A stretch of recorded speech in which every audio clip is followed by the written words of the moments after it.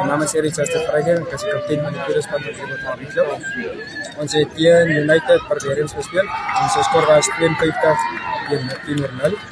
Ik wil het eerder zeggen, dankie dat ik aan elkeen van onze talenten kon beleef. Als het niet voor mij kon ik het gemaakt en ik wil net aan bij dankie zijn elke span met mij. Het was de eerste keer 3 games was het een beetje tough geweest, maar het was steeds de laatste keer naar ons volle best te vallen. Want ons verdient het, ons het afgewerkt de afgelopen 3 weken.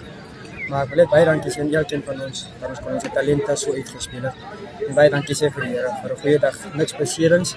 En ik hoop dat hij ons nog verder gaat leiden, dat hij in de rest van het seizoen. As hy so eerste toernooi van die seisoen gewees vir julle, hoe voel jy het julle span geontwikkel soos naweek gaan Onze span het baie uit dit was die eerste game dit het gelek, maar wanneer we ons net gewys het op die boys nie luister, ons kan nie onze toeskors wat ver gekom ry het nie, kan nie te leerstel so, ons moet van hier af ons nou hard werk.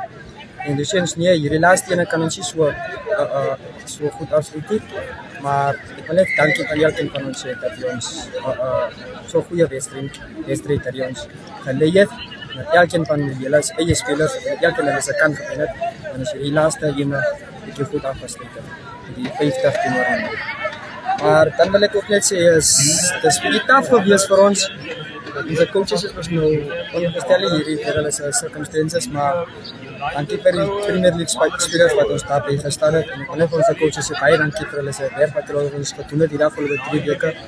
Wat hulle nie kon hier wees, maar die Here wil ek ook net sê baie dankie vir ons geleentheid.